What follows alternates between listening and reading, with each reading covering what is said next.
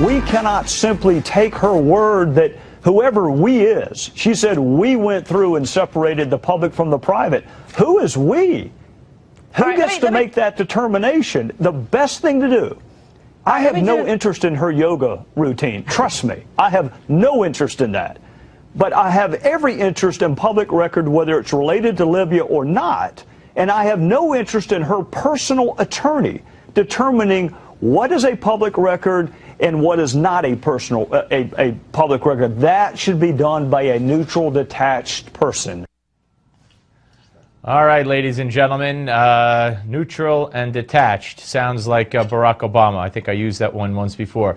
Joining us now is former House Majority Leader, former Congressman Tom DeLay, and of course Washington Times radio host as well. Hey, Tom. Hey, Steve. Good to be with you. Always good to talk to you. Okay, yeah. All right, so you've had a long relationship with the Clintons. What do you make of this? First of all, let me ask you, because I just asked a senator, I've asked Lanny Davis, I've asked a lot of people, and none of them could come up with a reason. Hillary's whole premise for doing this was convenience, so she wouldn't have to carry two phones. Implication being she could only have one email account on each phone at a time. I have a BlackBerry that has 3 on one phone. Was there a law that says you can't have more than one email account on one phone?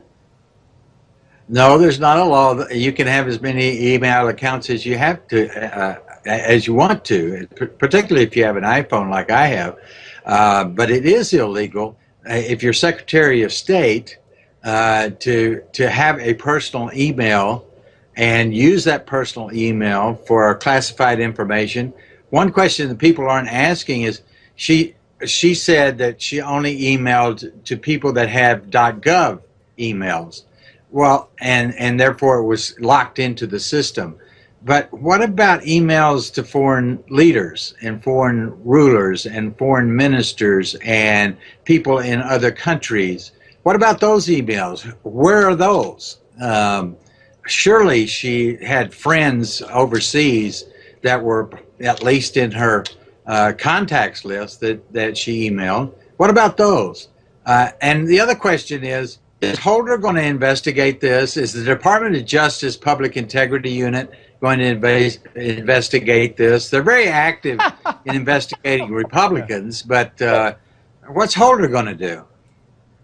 Holder's walking away out the door. Holder's going to try to lower the standards on civil rights violations against more so than not white people. That's what Holder's going to do before he leaves, or he's going to try to. He has no interest in this. The White House has said they have no interest in this.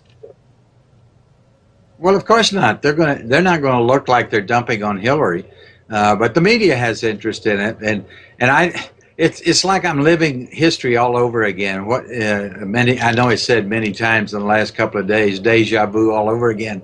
But I lived through all the Clinton scandals, the Foster suicide, the Whitewater, the Sandy Berger stealing from the archives, impeachment. I was the guy that was the spearhead on impeaching the president. So I've had to deal with the Clintons for a very long time, and this is classic Clinton.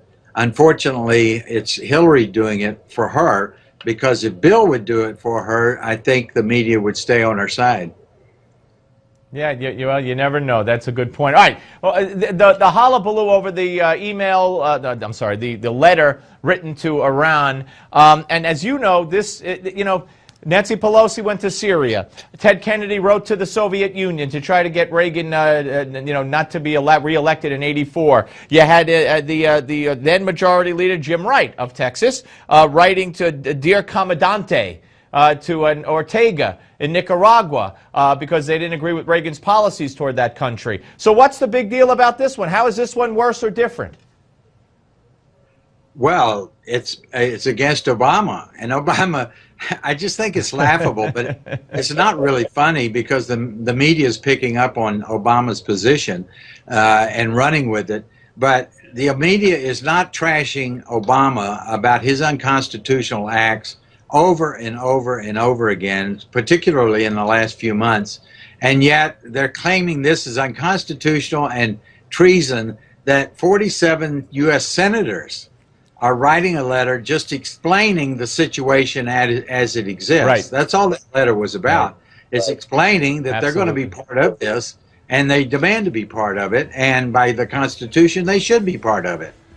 Well, you know, Congressman, you hit it on the head. If the Constitution requires it, Obama's not going to do it. That's pretty much par for the course. Always great to talk to you, sir. Thank you very much. James Taranto of the Wall Street Journal's next, folks. Don't go away.